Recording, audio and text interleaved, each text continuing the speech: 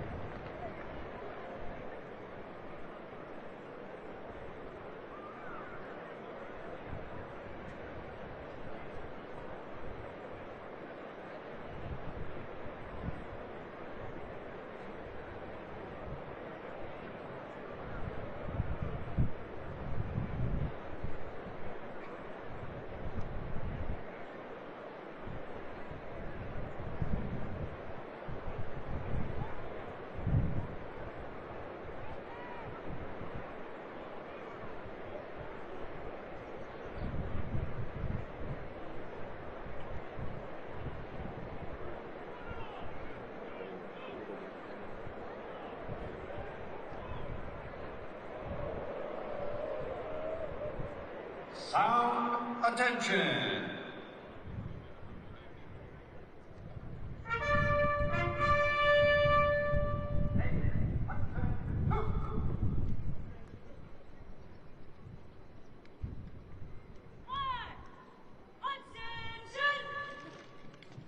Ladies and gentlemen, please rise for the entrance of the official party.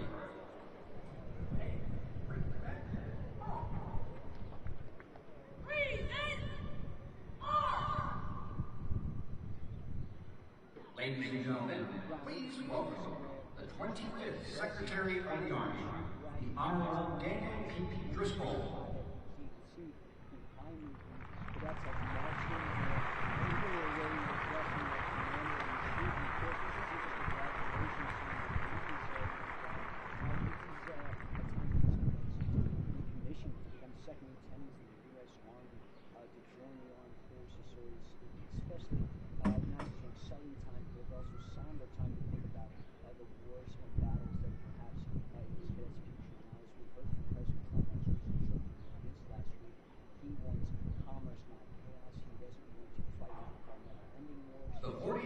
Chief of Staff of the Army, General Randy A. George.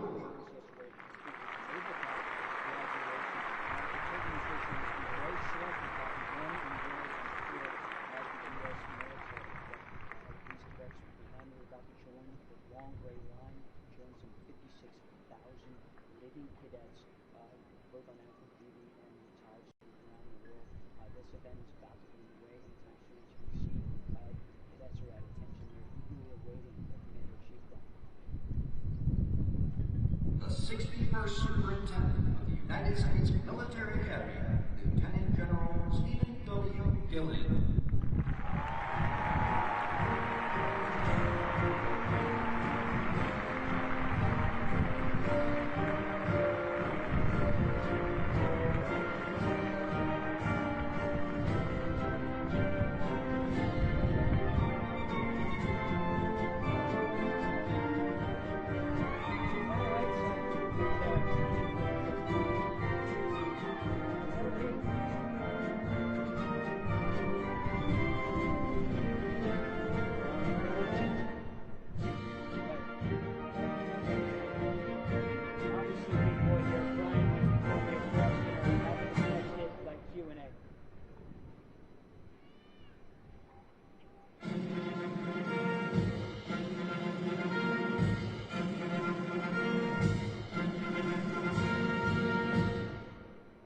Ladies and gentlemen, the 45th and 47th President of the United States of America, Donald J. Trump.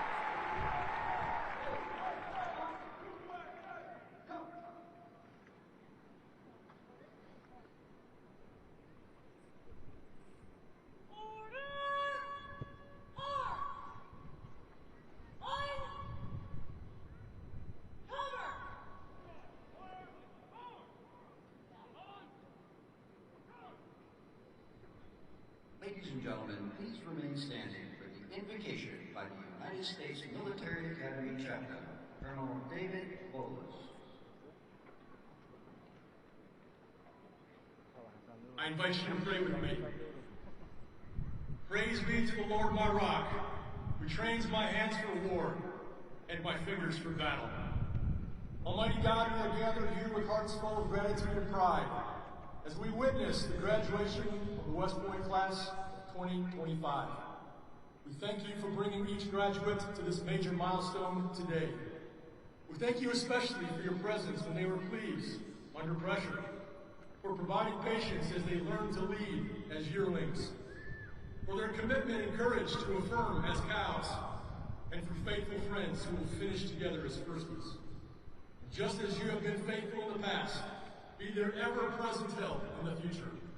Thank you for the teammates around them, their family and friends, instructors and sponsors, tax and trainers, mentors, and yes, even their tormentors, who stood with them over the last 4 years. Through them, you ensure these West Point graduates are prepared to lead America's sons and daughters in peacetime and in war. Bless the ceremony today with your presence. Bless our President as he leads and inspires us. And God bless the United States of America. In your holy name, I pray. Amen.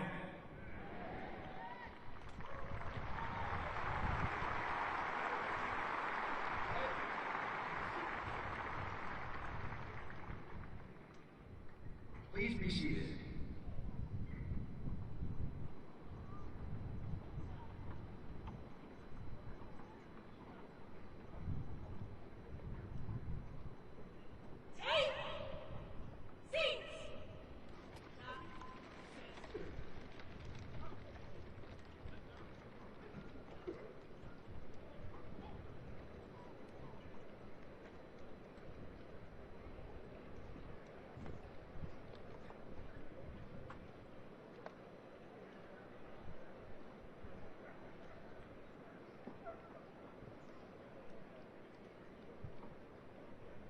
Please welcome the 61st Superintendent of the United States Military Academy, Lieutenant General Stephen W. Gillen.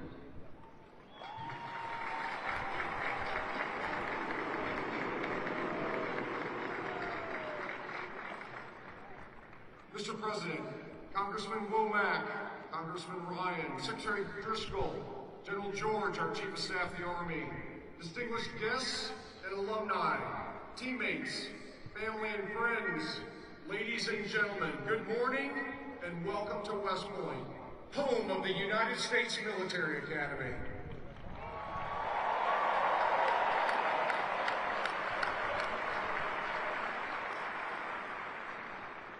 We are tremendously honored to have you here today to celebrate the 1,002 outstanding cadets of the class of 2025 as they graduate and commission as the newest officers and leaders of character in your United States Army. First, a very special welcome to the parents, grandparents, siblings, family, and friends of our graduates who are here today. Let's give them a round of applause.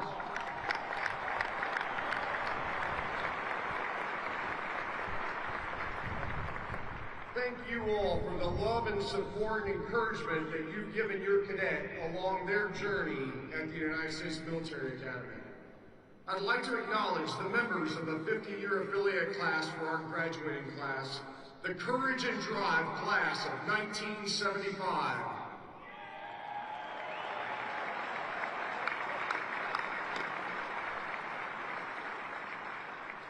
Thank you all for supporting, mentoring, and inspiring these new leaders over the past 4 years. You are all wonderful exemplars of leadership, excellence, and selfless service. And we are grateful to you for demonstrating the strength of the long gray line to this outstanding class.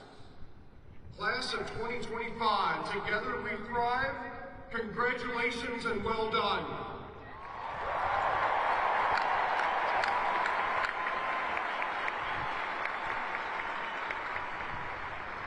Today, your cadet experience at West Point may come to an end, but today really marks a milestone in your personal journey. as you assume the mantle of leadership as officers in our Army. We know you all are looking forward to what's ahead. Travel, school, BOLIC, Ranger School, Sapper School, moving, living on your own. Some of you are getting married in like the next 6 hours. That's right. However, for all of you, I just ask you to take a moment during the next few weeks while you're enjoying some free time to reflect on your time here. Think about all the opportunities and experiences that you've had and the challenges you've overcome on the road to becoming a leader of character. Think about the hard work, some blood, a lot of sweat, as well as the grit, toughness, determination, and the continual pursuit of excellence. Think about the friends you've made and the relationships developed, the camaraderie with teammates, the TACs, instructors, coaches, and old grads who've encouraged and mentored you, and the family and friends who supported you and cheered you on. Take a moment to appreciate and thank all the people who've helped you get to this point, and be grateful for all the experiences and opportunities that have helped shape you these past 4 years. As you pursue this journey as a leader of character, remember, today is about the responsibility of service to our country and to the American people. Today is about challenging yourself, challenging others to be better teammates, better officers, better leaders of character. It starts with you each and every day. Today is also about the responsibility of leadership as Army officers. Your responsibility to support and defend the Constitution of the United States, to be standard bearers, to lead by example and embody what right looks like. Most importantly, today is about your responsibility, your obligation to the citizens of our nation and to your soldiers, America's sons and daughters, to give them your very best leadership every single day. Also, take a moment to reflect and understand what it means to be a graduate of the United States Military Academy. People expect more from you as a graduate of this institution. You represent this institution and you represent the United States Army every single day. You now join a proud legacy of leaders of character who committed themselves to selfless service and continual excellence, guided by our Army values and the ideals of duty, honor, country. Those ideals, they unify us and they define us. They define who you are as graduates of the United States Military Academy. And just as they've inspired you, you will now in turn inspire future generations. The class of 2025, you are ready to face the challenges that await you, prepared to live honorably, lead honorably, and demonstrate excellence in everything that you do. Congratulations and Godspeed to all of you. Mr. President, on behalf of the team at the United States Military Academy, it is an honor to present this outstanding class to you this morning as our nation's newest warfighters and leaders of character.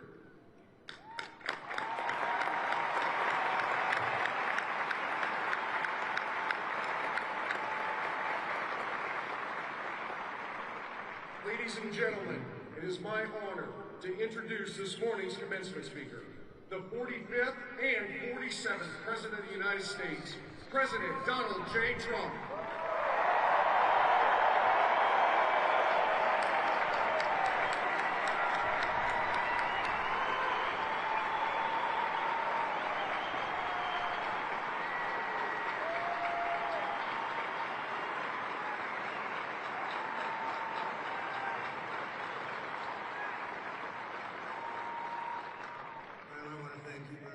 This is a beautiful place. I've been here many times, going to high school, not so far away.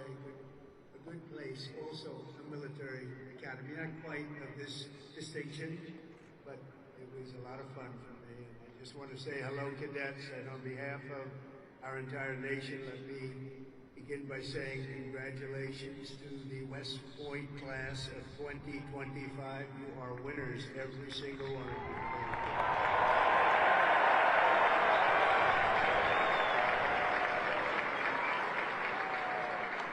Now we want you to relax relax, and I'm supposed to say at ease, but you're already at ease. It's because you made a great choice in what you're doing. Your choices in life have been really amazing. So this is a celebration, and let's have a little fun. I want to thank your highly respected Superintendent, General Stephen Glenn, and he is really something. I got to know him backstage with his beautiful family, and his reputation, his wife is just incredible. His reputation is unbelievable, and thank you very much. Your daughter is a winner also, just like everybody out there.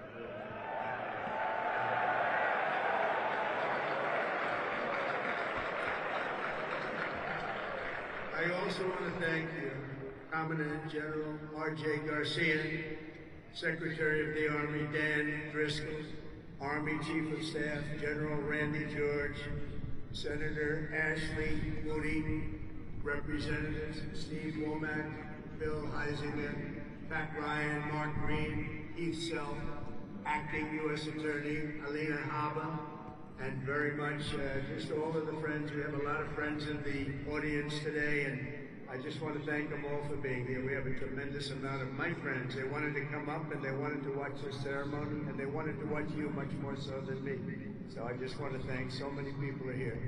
Over the past 4 years, an extraordinary group of professors, teachers, coaches, leaders, and warriors have transformed this class of cadets into an exceptional group of scholars and soldiers. And so let's give the entire group, the entire West Point faculty, the staff, for their incredible love of you and outstanding devotion to the Corps. Let's give them a little hand.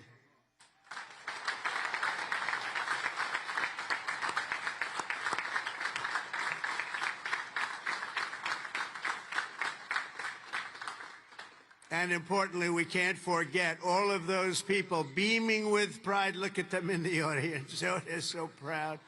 They're in the stands. So thank your parents, your grandparents, and family members who made this all possible for you. Thank you.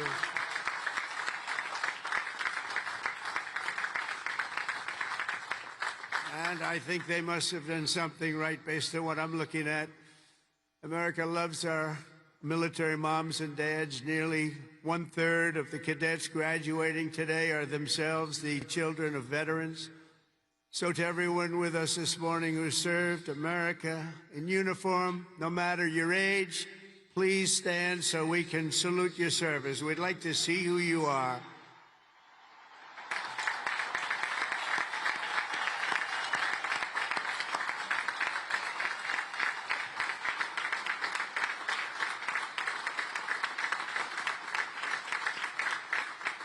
Congratulations. Great job. Every cadet on the field before me should savor this morning, because this is a day that you will never, ever forget. In a few moments, you'll become graduates of the most elite and storied military academy in human history, and you will become officers in the greatest and most powerful army the world has ever known. And I know because I rebuilt that army, and I rebuilt the military.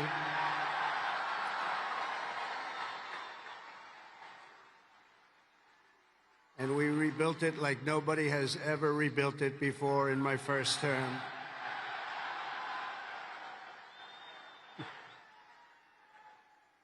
Your experience here at West Point has been anything but easy.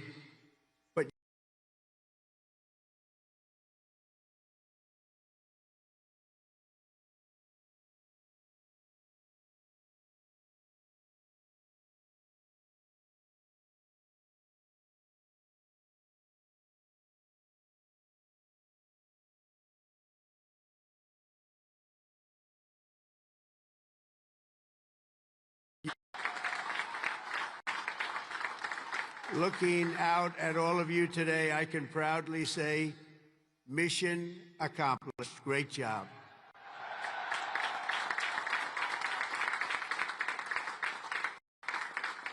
But now you have to go on.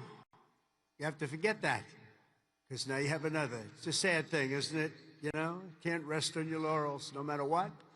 You just have to keep going. You take a little day off, and you go on to rest, because you have to have victory after victory. And That's what you're going to have as you receive your commissions as second lieutenants. Each of you continues down the same hallowed path, walked by titans and legends of U.S. military lore, giants like Ulysses S. Grant, John Blackjack Pershing, Dwight David Eisenhower, the one and only Douglas MacArthur,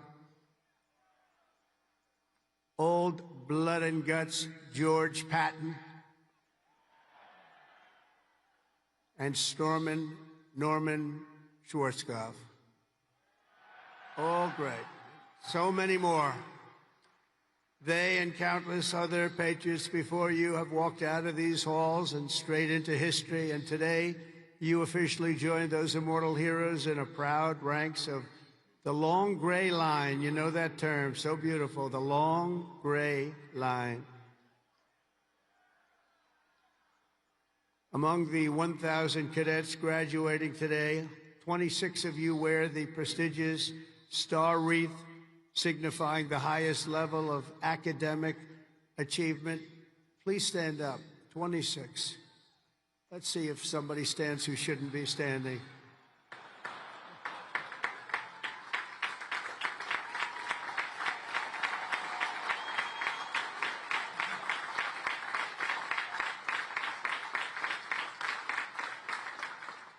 Congratulations. That's a big honor. This class includes an incredible 4 Rhodes Scholars. Stand up, please. 4.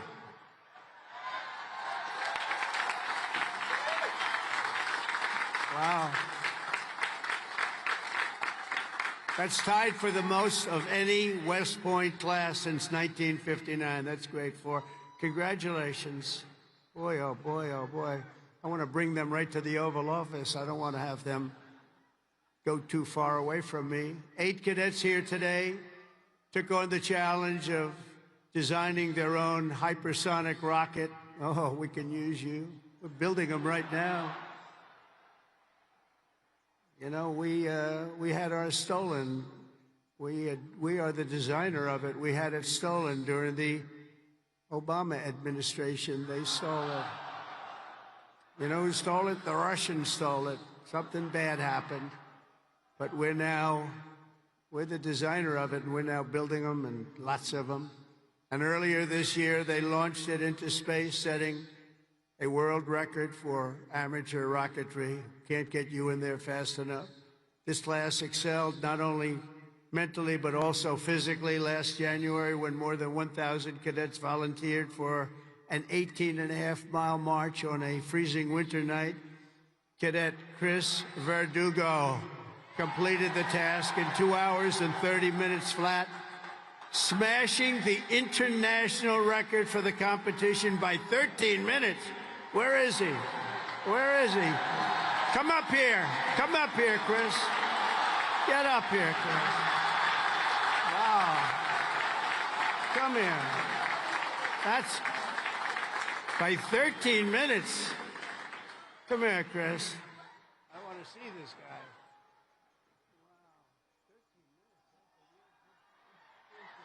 Say something. Come here. Come here.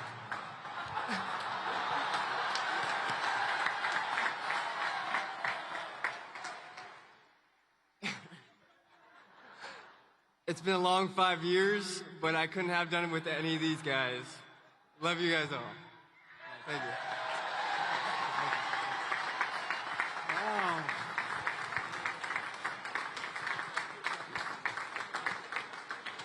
That's great. Keep it going, Chris. That really is a definition of Army strong, isn't it? International. International. This class includes 513 graduates who completed Air Assault School, 70 who completed Airborne School, 8 who made it through the ultra-elite Army Diver School, among the most difficult and grueling programs anywhere on Earth. That includes the first 2 women in West Point history to complete diver school, cadets Megan Cooper and Clara Sabu. Where are you? Stand up.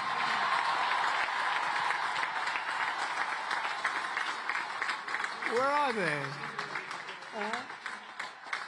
Wow, great job. That is not easy. Congratulations, Megan, Clara. That's a job well done. Fantastic. Thank you very much. Some of you achieved a different kind of distinction here at the Academy, including 7 century men who completed 100 hours of marching for disciplinary, infractions. No, don't tell me I'm doing this. Oh, I'm so sorry. Would you like to stand up? I don't know.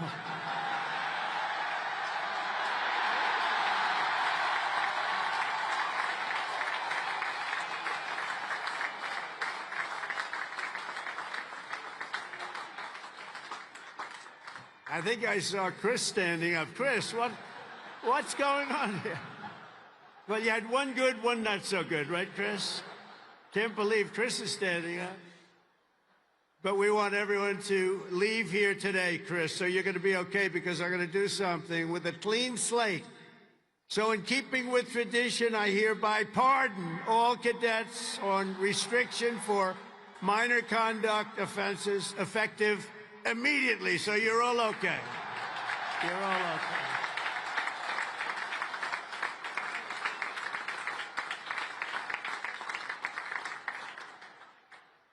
The class of 2025 has a lot to be proud of, including your first-rate athletes and athletics. You are something. I've been watching, too. I love the sports stuff. What you've done is pretty amazing. Last year, for the first time ever, Army lacrosse became the #1 ranked men's lacrosse team in the entire country. Look at that. Those of you on the team, stand. That's a big honor. Stand.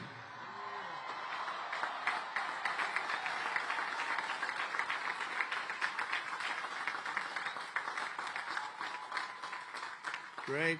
That's a tough sport, too. That's #1 in the country. Your sophomore year, Army football beat Navy 20-17. And the next year, you did it again, beating Navy 17-11 and dominating Air Force 23-3.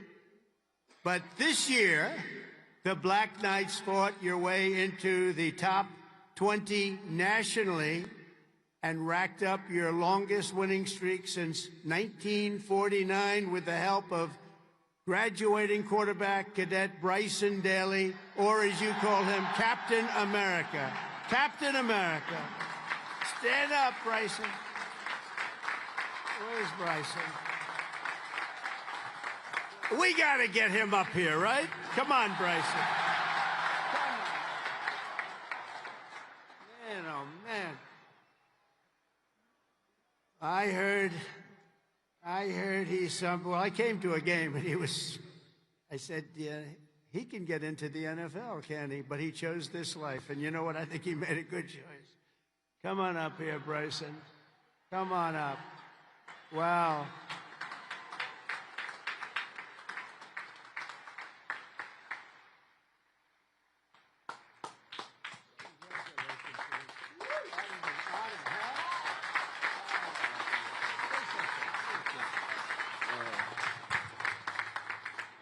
Go Army football. Shout out the Hogs, H4. Can't wait to graduate. Love you guys.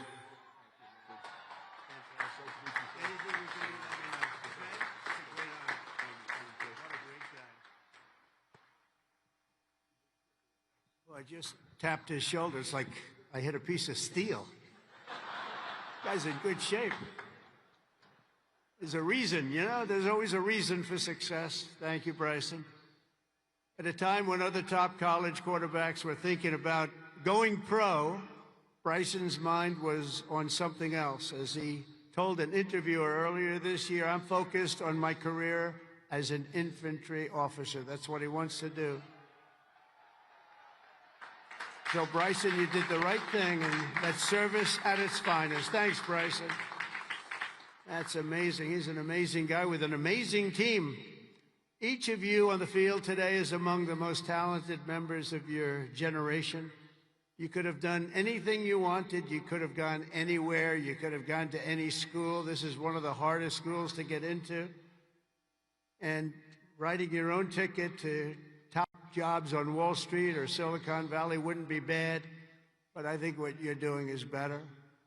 Instead of sports teams and spreadsheets and software, you chose a life of service, very important service, instead of stock options. And I do that stuff. It's sort of boring. Honestly, compared to what you're doing, it's real boring. You chose honor and you chose sacrifice. And instead of business suits and dress shoes, you chose muddy boots and fatigues, keeping yourself in shape. Because West Point cadets don't just have the brightest minds, you also have the bravest hearts and the noblest souls. You're amazing people. I could not be more proud to serve you as your commander-in-chief, and our country is doing well. We've turned it around very quickly. We've turned it around.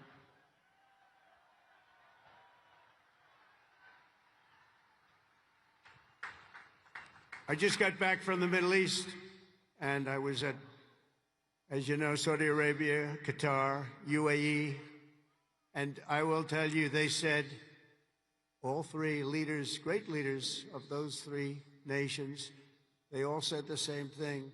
The United States of America is hotter now than we've ever seen it, and a year ago, it was as cold as it gets, and it's true. It's true. We have the hottest country in the world, and the whole world is talking about it, and that's an honor for all of us. I cannot wait to see the glory that is still ahead, however, for the West Point class of 2025, and we're going to help you a lot because we're going to give you a nation as good or better than it ever was. That's what I promise you.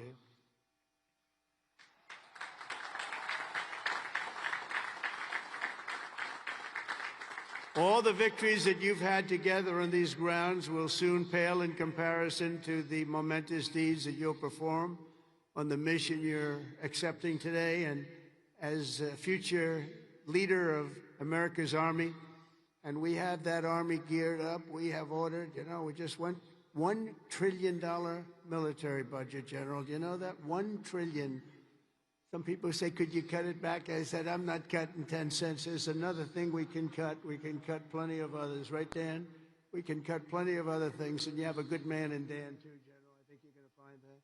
It's a very different warfare out there today. Now they've introduced a thing called drone. A drone is a little bit different. It makes you have to go back and learn a whole new form of warfare, and you're going to do it better than anybody else. There won't be anybody close. Generation after generation, the men and women of the Army have done whatever it takes to defend our flag, pouring out their blood onto the fields of battle all over the world. And all over the world, you're respected like nobody is respected. Our soldiers have sprinted through storms of bullets, clouds of shrapnel, slogged through miles of dirt and oceans of sand, scaled towering cliffs of jagged rock, and time again, the American soldier has charged into the fires of hell and sent the devil racing in full retreat.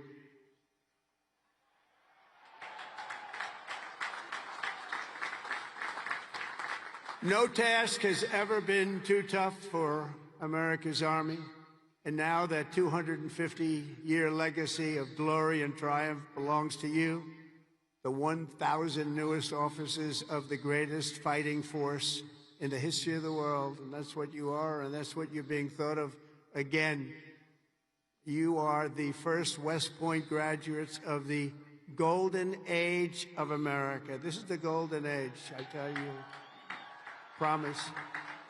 We're in a new age. This is the golden age. And you're going to lead the Army to summits of greatness that has never reached before. And you see that. You see what's happening. You see what's going on in the world. Each of you is entering the Officer Corps at a defining moment in the Army's history. For at least 2 decades, political leaders from both parties have dragged our military into missions it was never meant to be. It wasn't meant to be. People would say, why are we doing this? Why are we wasting our time, money, and souls in some case? They sent our warriors on nation-building crusades to nations that wanted nothing to do with us, led by leaders that didn't have a clue in distant lands, while abusing our soldiers with absurd ideological experiments here and at home. All of that's ended, you know that. All of it's ended. It's ended, strongly ended. They're not even allowed to think about it anymore. They subjected the armed forces to all manner of social projects and political causes while leaving our borders undefended and depleting our arsenals to fight other countries' wars. We fought for other countries' borders, but we didn't fight for our own border, but now we do, like we have never fought before, by the way. But under the Trump administration, those days are over. We're getting rid of the distractions, and we're focusing our military on its core mission, crushing America's adversaries, killing America's enemies, and defending our great American flag like it has never been defended before.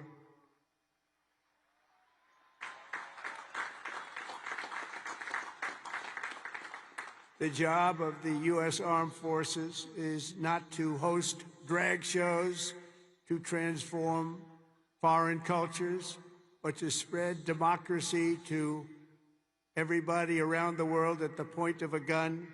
The military's job is to dominate any foe and annihilate any threat to America, anywhere, anytime, and any place.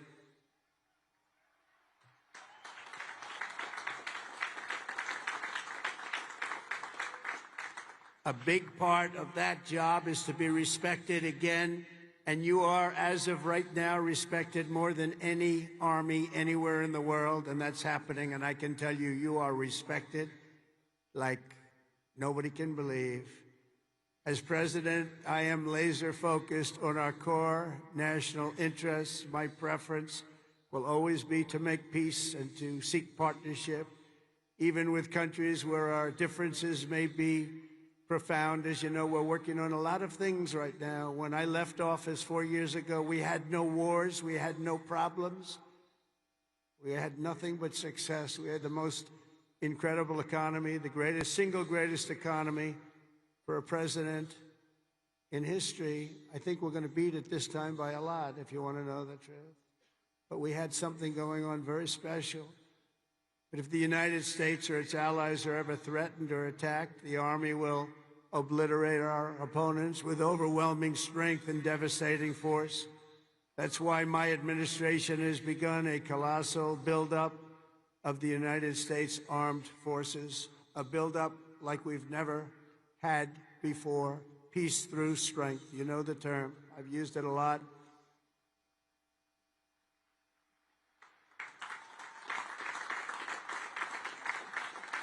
Because as much as you want to fight, I'd rather do it without having to fight. I just want to look at them and have them fold. And that's happening. That's happening.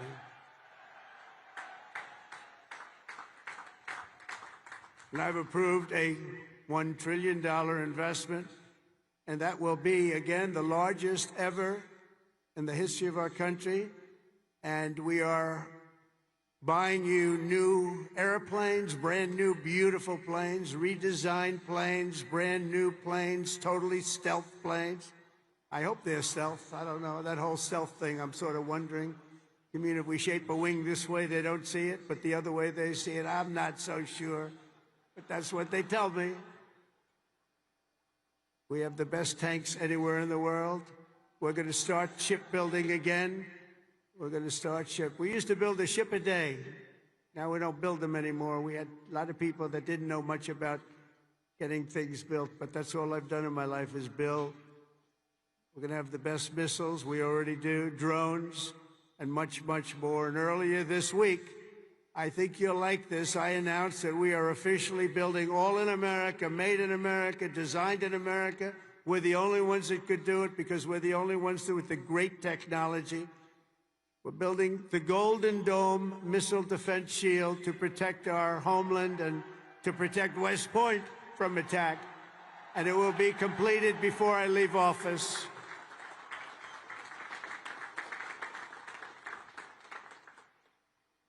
And, you know, you wouldn't think this, but our enemies are very unhappy about it. You've been hearing, you've been reading. Why are they doing that? Why? Well, we're doing it because we want to be around for a long time. That's why we're doing it. We're also restoring the fundamental principle that a central purpose of our military is to protect our own borders from invasion.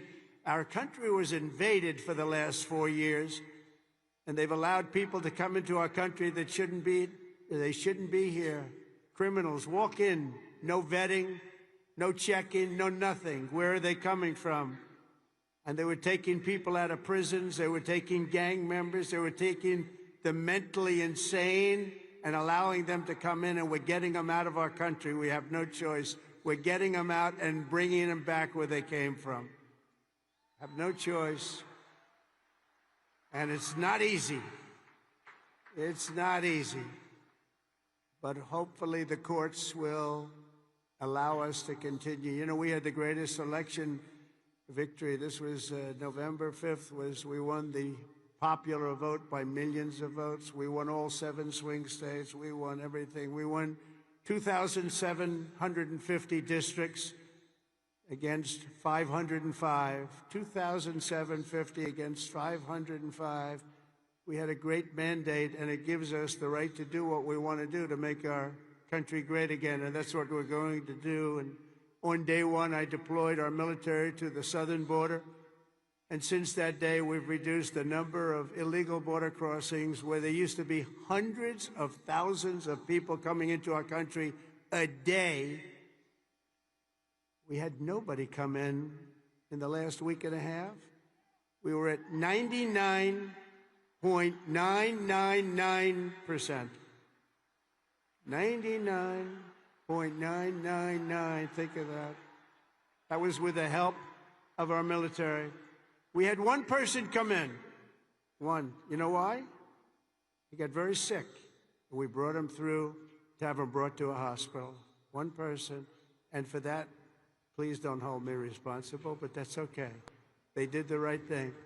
Gone are the days where defending every nation but our own was the primary thought. We are putting America first. We have to put America first. We have to rebuild and defend our nation. And very shortly, you're going to see a nation better than it's ever been. And you see that with the trade. For years, we've been ripped off by every nation in the world on trade. We've been ripped off at the NATO level. We've been ripped off like no country has ever been ripped off, but they don't rip us off anymore. They're not going to rip us off anymore. And you're seeing it. You have to watch what we're doing on trade. I know it's not your primary thing, but it's quite important in all fairness. But watch. You'll see what's going on. You've been reading about it over the last few days. We're making deals with other nations that were nobody thought it would be even possible. And the reason is very simple. They respect us again. They're respecting our country again. That's what you want. And everything we do, we are bringing common sense back to America. It's all about common sense. We can say we're liberal, we're conservative. The new word is progressive. They don't like using the word liberal anymore. That's why I call them liberal.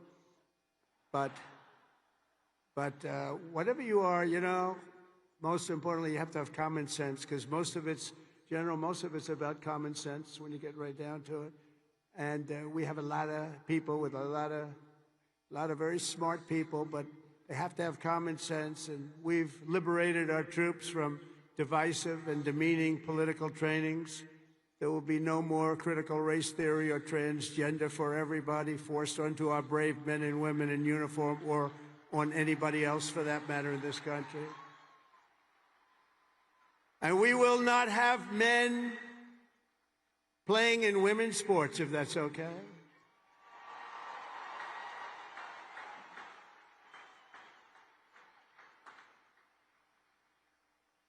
I mean, I wouldn't want to have to tackle, as an example, Bryson as a man, but I don't think a lot of women want to tackle him.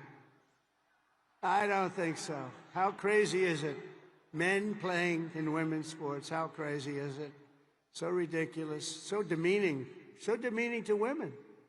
And it's over. That's over. We've ended it. And promotions and appointments will not be based on politics or identity. They'll be based on merit. We won that case in the Supreme Court of the United States. We're allowed to go back to a system of merit. We're a merit-based country again. Today,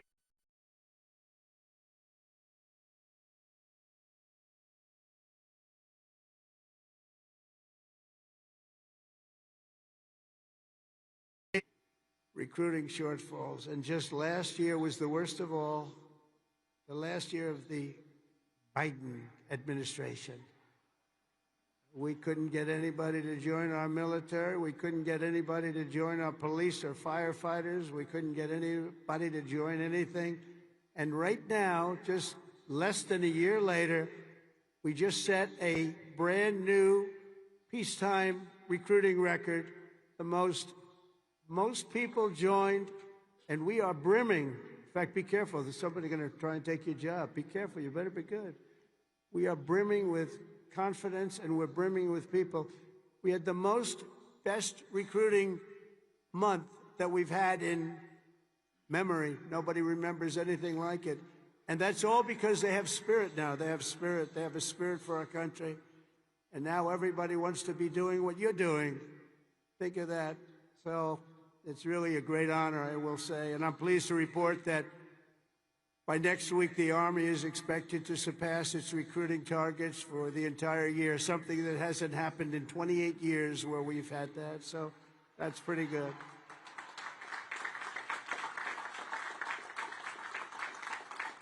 And it's nice to know that you're doing something that everybody wants to do, isn't it? Really nice.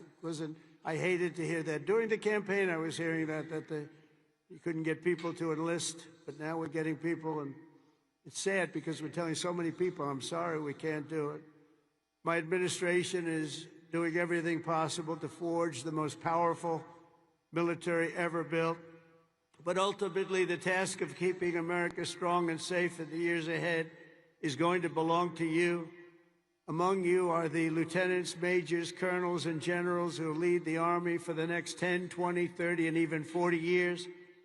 So as Commander-in-Chief, let me offer a few words of advice as you begin your Army careers. And I thought I'd do this, and I can make this to a civilian audience or to a military audience. It's pretty much the same. And I did this recently at Ohio State, and they really liked it. I gave them a little advice as to what I see for what you want to do and some tips. And first of all, and you've already done it, different from civilians, they're making their decision right now. You've already made your decision. I love your decision. You have to do what you love. You have to do what you love. If you don't love it, you'll never be successful at it. And you've done this, and you really, many of you in the audience, many of you that are graduating, you come from military backgrounds or you love the military. It's what you want to do. It's what you want to talk about. One thing I see about people that love the military, that's all they want to talk about. I'll be out to dinner, and generals, if they love their job, usually the only good ones are the ones that want to talk about it all the time. But if they talk, that's what they want to talk about. I really, very rarely see somebody who's successful that doesn't love what he or she does. You have to love what you do. In your case, the military is what you chose, and I'll tell you what, you cannot go wrong. You're going to see it, too. You're going to love it more and more with time. You know, I work all the time. That's all I do is I work, whether it's politically or before that. I was a very good businessman, in case you haven't heard, really good. But I was good because I loved it. I loved it. I learned from my father a little bit. My father was a happy guy, and all he did was work. He'd work Saturdays, Sundays. He'd work all the time, and he was a happy guy. He just loved life. And I learned that. I say, you know, it makes him happy. I've seen other people that never work, and they're not happy. But you got to love it. Otherwise, you won't be successful. In the Army, there are a lot of different paths you can take. So follow your instincts and make sure that you take the path that you love, that you're doing something that you love within your military. You will be happier, and the Army will be far stronger for it. Second is to think big. always think big. If you're going to do something, you might as well think big, do it big, because it's just as tough, and sometimes it's a lot easier thinking big than doing a small task that's more difficult. One of your greatest graduates, General Eisenhower, used to say, whenever I run into a problem that I can't solve, I always like to make it bigger to solve it and solve more of it. If you're going to solve a problem, it might as well be a big problem as opposed to a small problem that lots of people can take advantage of and solve. So you can achieve something really amazing. Think big. Third, though, you got to do this. Brain power you have to have. Potential you have to have. But to be really successful, you're always going to have to work hard. An example is a great athlete, Gary Player, great golfer. He wasn't as big as the other men that were playing against him, great, big, strong guys. Gary was a smaller guy. I don't want to say too small. He's a friend of mine. He gets a little angry at people because he hits the ball just as far. He said, I hit the ball further than them. Why am I small? But he worked very, very hard. He was always doing exercise. He was well ahead of his time. He never stopped. He won 168 golf tournaments. He won 18 majors, 9 regular and 9 on the senior tour. 18 with 168. That's the most tournaments internationally, the most tournaments anybody's ever won. But he made a statement years ago, and I heard it. He's the first one. I think I've heard it a couple of times since, but he was the first. He said, it's funny. The harder I work, the luckier I get. And think of that. The harder I work, the luckier I get. And he worked hard, and you're working hard, and the harder you work, the luckier you're going to get. Fourth is, don't lose your momentum. Momentum's an amazing thing. Keep it going. I tell a story sometimes about a man who was a great, great real estate man. He was a man who was admired for real estate all over the world, actually, but all over the country. He built Levittowns. He started as a man who built one house. Then he built 2, then he built 5, then he built 20, then he built 1,000, then he built 2,000 and 3,000 a year. And he got very big, very big. He was great at what he did. You see him all over the country still, Levittowns. This was a long time ago, but he was the first of the really, really big home builders. And he became very rich, became a very rich man. And then he decided to sell. He was offered a lot of money by a big conglomerate, Gulf and Western, big conglomerate. They didn't do real estate. They didn't know anything about it, but they saw the money he was making. They wanted to take it to a public company. And they gave him a lot of money, tremendous amount of money, more money than he ever thought he'd get. And he sold his company, and he had nothing to do. He ended up getting a divorce, found a new wife. Could you say a trophy wife? I guess we can say a trophy wife. It didn't work out too well, but that doesn't work out too well, I must tell you. A lot of trophy wives, doesn't work out. But it made him happy for a little while at least. But he found a new wife. He sold his little boat and he got a big yacht. He had one of the biggest yachts anywhere in the world. He moved for a time to Monte Carlo and he led the good life. And time went by and he got bored. And 15 years later, the company that he sold to called him and they said, the housing business is not for us. You have to understand, when Bill Levitt was hot, when he had momentum, he'd go to the job sites every night. He'd pick up every loose nail. He'd pick up every scrap of wood. If there was a bolt or a screw laying on the ground, he'd pick it up and he'd use it the next day in putting together a house. But now he was spoiled and he was rich. He was really rich. And they called and they said, this isn't for us, this business. We do other things. Would you like to buy it back? We'll sell it back to you cheap. And they did. He bought it. He bought it. He thought he made a great deal, and he was all excited. But it was 15 years later. He lost a lot of momentum. Remember the word momentum. And he lost everything. It just didn't work. He lost everything. And I was sitting at a party on Fifth Avenue one night, a long time ago, and you had the biggest people in New York, the biggest people in the country, all in that party, and they were all saluting each other, how great they were. They were all telling each other, I'm greater than you. Gets to be really, gives you a headache sometimes. But they had all these people, they're telling their own stories about how fantastic, a cocktail party, and I looked over, and I was doing well. I was invited to the party, so I had to be doing well. I was very, very young. But I made a name in real estate, and I looked over, and at the party, sitting in a corner all by himself, nobody was talking to him, was Mr. Levitt. He had just gone bankrupt, lost everything. He had lost everything, his home, everything. And I went over and talked to him because he was in the real estate business, and I loved real estate. And I said, hello, Mr. Levitt, how are you? He said, hello, Donald, it's nice to meet you. He knew me from being in the business. I said, so how's it going? He goes, not well. It's really not going well, as you've probably read. It's been a very, very tough period for me, son. I said, so what happened? It's just anything you can do? He goes, no, there's not a thing I can do. He said, I'll never forget. He said, I've lost my momentum. I just didn't have it. I used to have it, but I lost my momentum. So it's a story I tell. And you have to know when you have the momentum, but sometimes you have to also know when you've lost the momentum. And leaving a field sometimes, leaving what you're doing sometimes is okay. But you got to have momentum, but you have to know if that momentum's gone. You have to know when to say it's time to get out. And it's a very sad story. I remember that story so well, like it was yesterday. Fifth, you have to have the courage to take risks and to do things differently. Eisenhower, again, was threatened with court-martials as a young officer for advocating a new doctrine of tank warfare.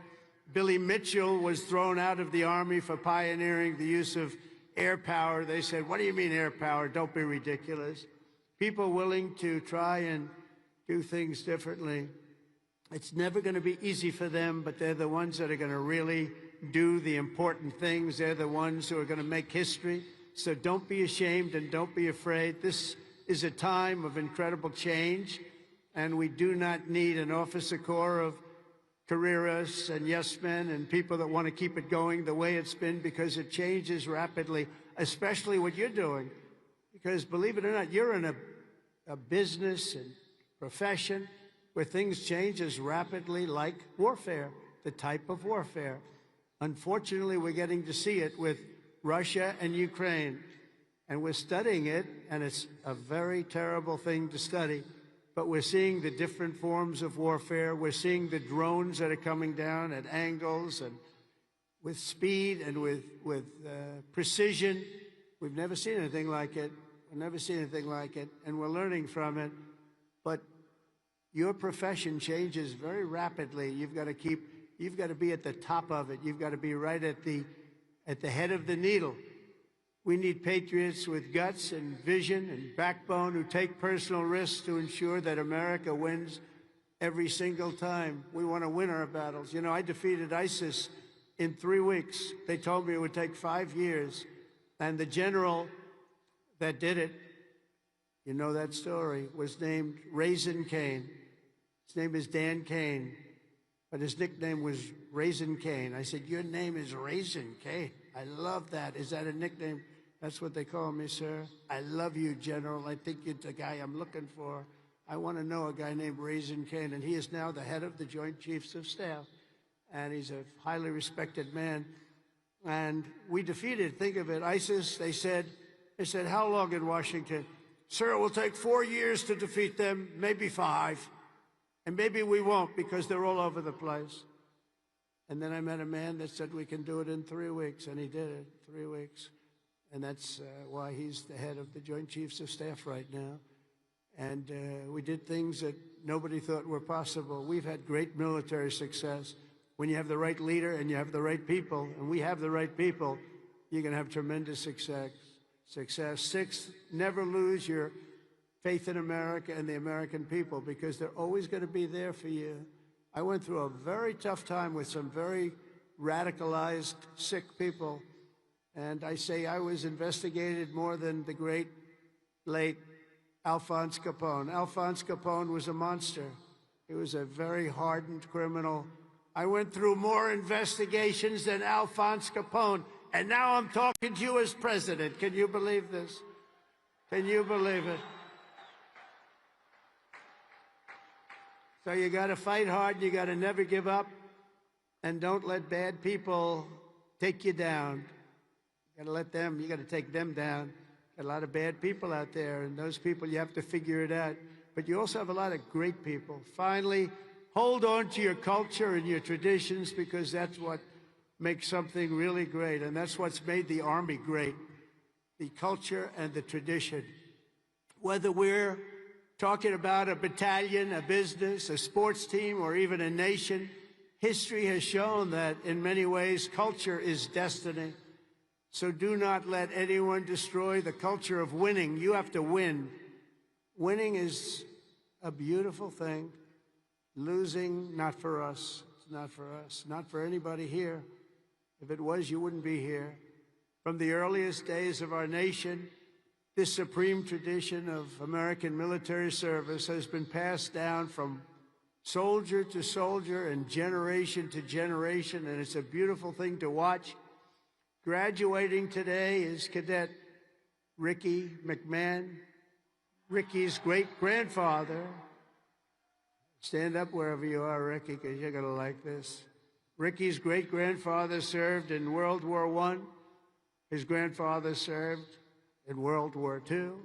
And his uncle, father, and mother all graduated from West Point. Where's Ricky?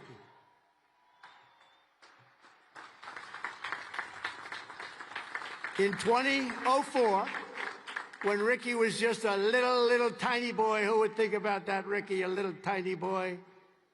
His dad, Lieutenant Colonel Michael McMahon, made the ultimate sacrifice for our nation in Afghanistan. Today, Lieutenant Colonel McMahon rests not far from here in the West Point Cemetery. Last year, 2 decades after losing his father, Ricky placed a gold chip from his dad's 1985 class ring into a crucible along 87 other rings were with it, of past West Point grads that were melted down to forge those now worn by the class of 2025. Do you all know that? Do you know that? What you're wearing? I want one. Ricky, I want one. Each of you will carry Michael's memory with you always as you continue the legacy he gave you. It gave you something that would be so proud. He would be so proud. He is proud as he looks down. To Ricky and his mom, Jeanette, you embody what this place is all about. And I know Michael, he's up there, he's smiling broadly, so proud. He's so proud of you today, you know that. And he's a man that couldn't be, and he is a man that couldn't be more proud. And I want to I just love that story. And everybody's ring, they're going to remember you, they're going to remember your family, and most importantly, you're going to remember a great tradition. It's a great tradition of West Point and of winners. Thank you very much. It's great to meet you. Thank you. You can sit down. You want to come up? If you want to come up, come up. Come on up. Come on up here.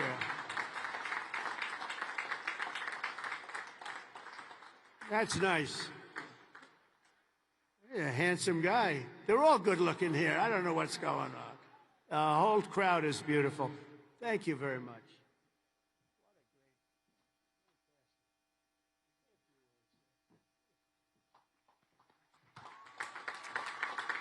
I'd like to thank my mother, I'd like to thank my family, and I'd like to thank G3, Go Gophers.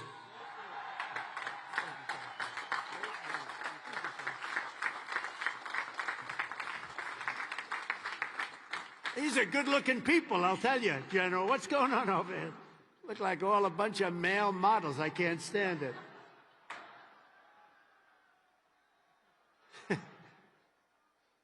For 2.5 centuries, our republic has endured because of heroes like Michael.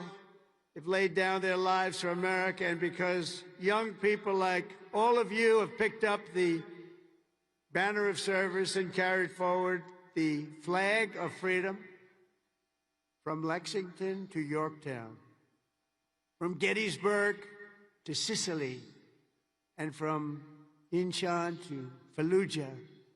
America has been won and saved by an unbroken chain of soldiers and patriots who ran to the sound of the guns, leapt into the maw of battle, and charged into the crucible of fire to seize the crown of victory, no matter the odds, no matter the cost, no matter the danger. All over the world, our soldiers have made sacred the ground where they shed their blood and showed their valor. From Seminary Ridge to San Juan Hill, Belleau Wood, Omaha Beach, Leyte Gulf, and Ardennes Forest, Chosin Reservoir, all over, and even a place called Pork Chop Hill. And in all of those battles and so many more, some of the best, brightest, and bravest have come from right here at the U.S. Military Academy at West Point, one of the great fabled places anywhere in the world. America's Army has never failed us, and with leaders like the West Point class of 2025, the Army will never fail. We will never let you down.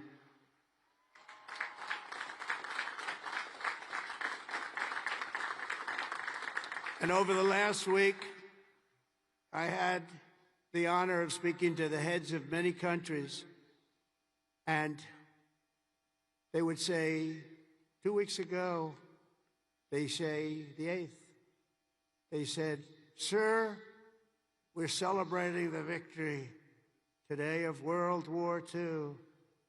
And I said, "Wow, that's nice." Then I'd call another one, unrelated. "Sir, we're celebrating the victory of World War II." Then I called up President of France on something also unrelated.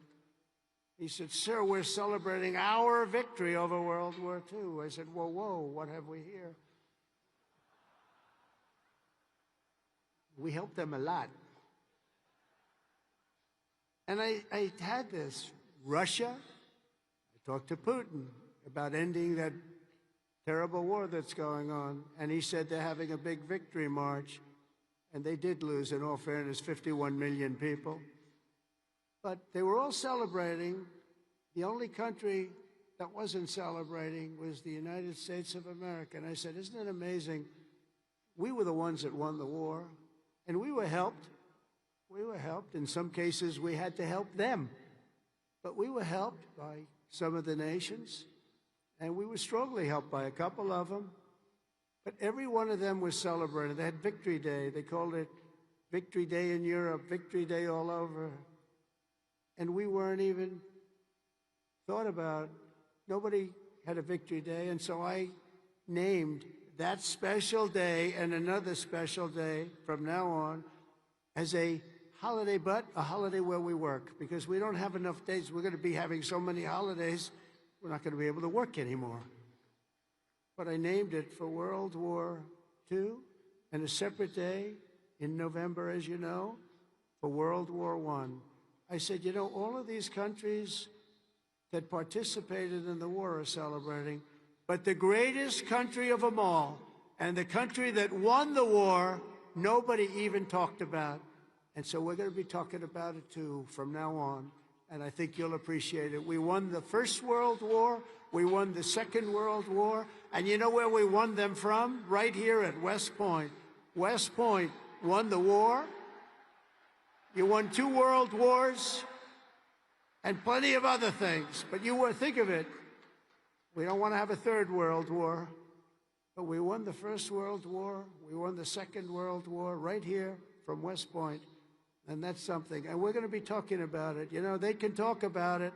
And in some cases, as you know, they didn't do too much to help. They were ground down, but they were celebrating victory. No, we're going to celebrate victory because we're the ones that won that war. Standing before you today, I know that you will never stop. You will never quit. You will never yield. You will never tire. You will never, ever, ever surrender. Never give up. Remember that. Never give up. That's another little factor I could have added. Never, ever give up. Raise your right hand.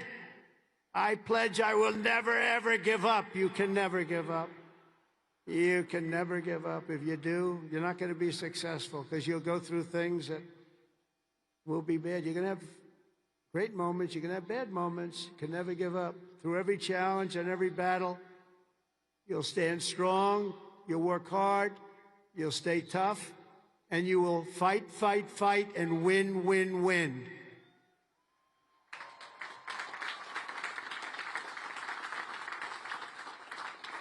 So I want to just congratulate you all. I'm going back now to deal with Russia, to deal with China. What's that all about? That's it. And to get you lots of victories. We're going to keep winning. This country is going to keep winning. And with you, the job is easy. I want to thank you all. Congratulations to the class of 2025. God bless you all. Incredible people. Thank you very much, everybody.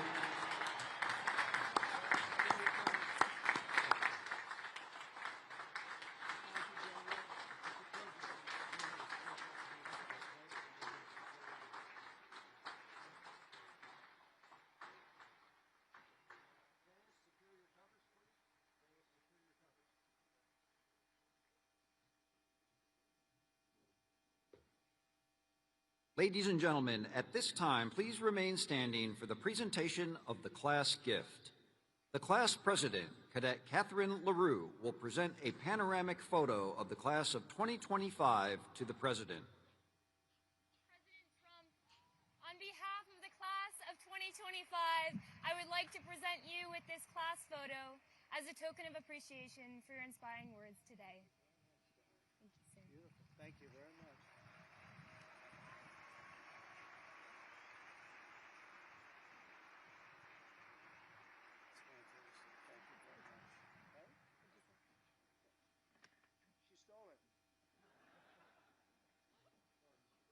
Hey, attention! Hey, read. Cut. Hey, present. On. Class, attention. Cover. Present. Arms. Ladies and gentlemen, please rise for the departure of the president.